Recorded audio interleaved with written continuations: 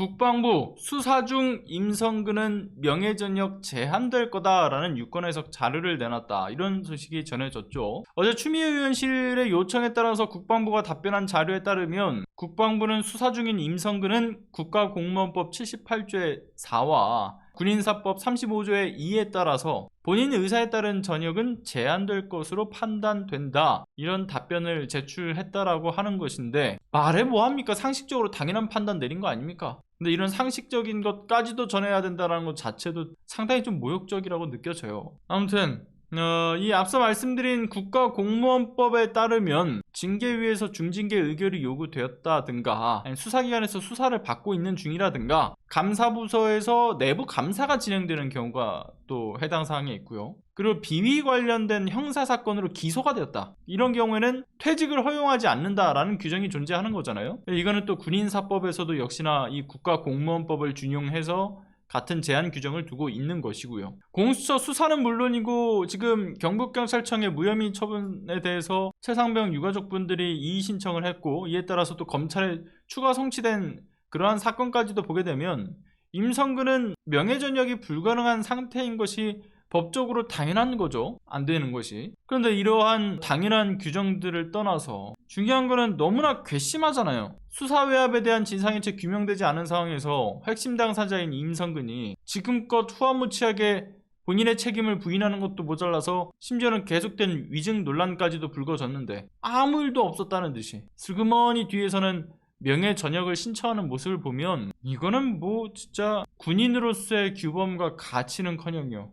이게 기본적인 윤리적, 법적 기본의 가치도 제대로 확립되지 못한 상태에 정말 이 사람 취급을 할 수 없는 추태를 보이는 거 아닙니까? 지난해 11월에는 사단장 자리를 유지하기 어려워지니까 정책 연수다라면서 그 명분으로 무보수직으로 현역 상태를 유지하는 꼼수를 부리면서 그러면서 지금까지 버텨왔던 게 뭡니까? 본인이 해놨던 구명 로비가 먹혀들 때까지 상황을 지켜봤던 거 아니냐고요. 근데 이제 와서는 이것도 안 되겠다라고 생각이 드는지 현역 신분에서의 징계를 피하려고 도망을 가면서 심지어는 거기서 남은 월급까지 다 챙겨가겠다. 국민 세금까지 받아서 먹튀를 하겠다. 이런 걸 도대체 누가 곱게 봐줄 거라고 생각을 했던 걸까요? 당장 그 어제만 봐도요. 임성근 명예전역 소식을 듣고서 이에 반대하는 그 범국민 서명 운동도 벌어졌었던 게 이제 그 단 며칠 만에 22,000여 명이 넘는 서명이 모였던 것을 제출하지 않았습니까? 그 국방부 민원실에다가. 그러니까 이런 것만 보더라도 지금 국민적 공분이 어떤 상태인지가 답이 나오는 것인데 그런데 이런 공분의 대상 지금 문제는 임성근만이 다가 아니죠. 이런 임성근에게 명예전역을 승인을 해줬던 김계환 해병대 사령관이나 이걸 심사위에 또 회부를 한 해군 참모총장이나 그들이 위법적인 임성근의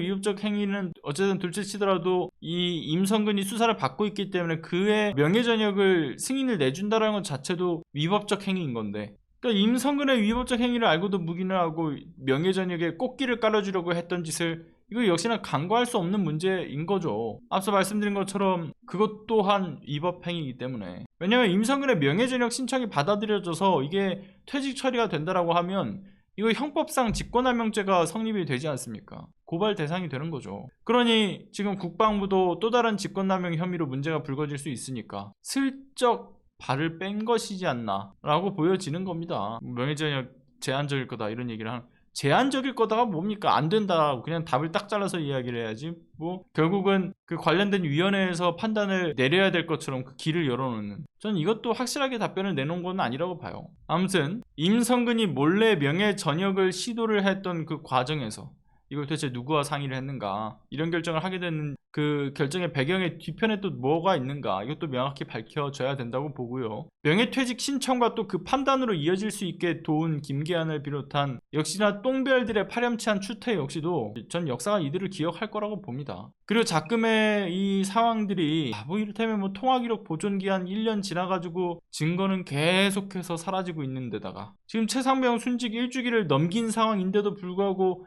여전히 지금 책임을 회피하면서 온갖 거짓말과 꼼수들로 시간을 끌고 있는 그 역겨운 행위들이 계속되고 있는데 지금 국민들 임계점에 달해 가고 있다. 그렇게 봐요. 그러니 언제까지 공수처의 증거 확보 실패를 봐줄 수도 없는 노릇인 거고 국회의 미진한 특검법 추진에 대해서 또 역시나 국민들은 동의할 수 없다라고 봅니다. 그러니 조속히 입법을 추진하는 것, 그리고 국민적 요구사항에 응하지 않고 계속된 이 거부권을 행사하는 그 윤석열에 대한 탄핵을 이뤄내는 것, 그것이 결과적으로는 이 사건에 대한 국민적 공분이 이르게 되는 최종 지점이 될 거라고 봅니다. 탄핵이 말이죠.